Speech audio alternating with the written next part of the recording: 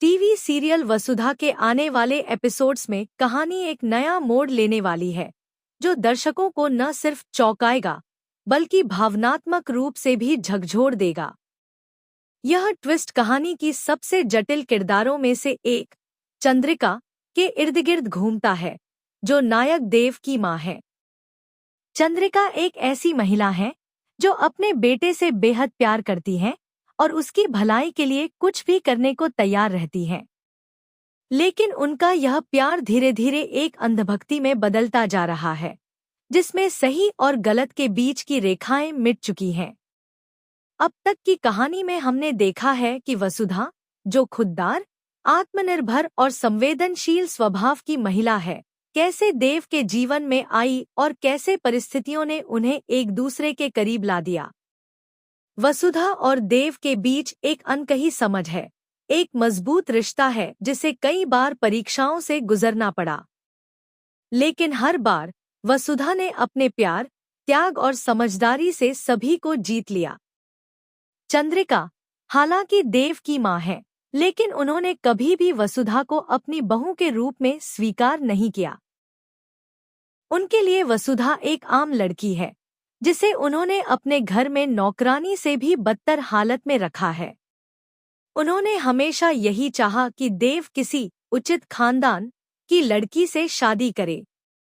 लेकिन देव का प्यार वसुधा के लिए सच्चा है और वह हर बार अपनी मां के फैसलों के खिलाफ जाकर वसुधा के साथ खड़ा हुआ है। अब जब कहानी आगे बढ़ रही है, चंद्रिका एक ऐसा चालाक और खतरनाक खेल खेलने वाली है जो वसुधा की पूरी जिंदगी को बदलकर रख देगा।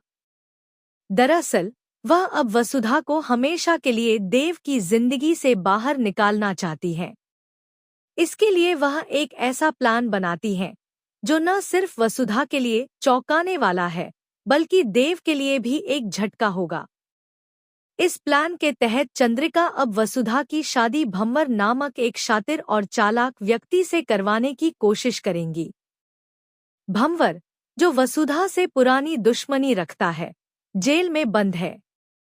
चंद्रिका उससे मिलने जाती है और एक सौदा करती है, वह उसे बेल दिलवाएंगी, लेकिन बदले में उसे वसुधा से शादी करनी होगी। चंद्रिका का मकसद साफ है, अगर वसुधा भंवर के साथ चली जाती है तो देव की जिंदगी से उसका नाम और निशान मिट जाएगा। भंवर, जो खुद वसुधा से किसी न किसी रूप में बदला लेना चाहता है, इस प्रस्ताव को स्वीकार कर लेता है। लेकिन उसे यह भी महसूस होता है कि चंद्रिका का यह प्रस्ताव सिर्फ उसके लिए नहीं, बल्कि खुद चंद्रिका की स्वार्थी सोच का हिस्सा है। फिर भी वह मौके का फायदा उठाने का फैसला करता है। इस बीच वसुधा को इस पूरे प्लान की भनक तक नहीं होती। वह अब भी देव और उनके परिवार के लिए हर तरह से समर्पित रहती है। जब भी देव किसी संकट में होता है, वह अपने सारे अपमानों और तकलीफों को भुलाकर उनके लिए खड़ी हो जाती है। उसने कई बार अपने आत्मसम्मान को भी ताक पर रखकर देव के लिए बलिदान दिया है।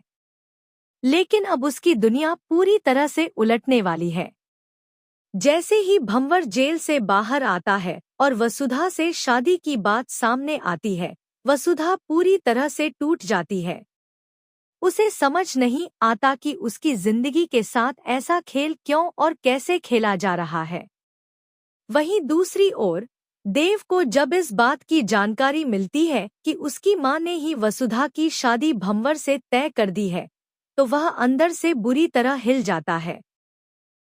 देव को यह यकीन ही नहीं होता कि उसकी मां, जो उसे सबसे ज्यादा प्यार करती हैं, वही अब उसकी जिंदगी की सबसे बड़ी खुशी को उससे छीनने पर तुली है।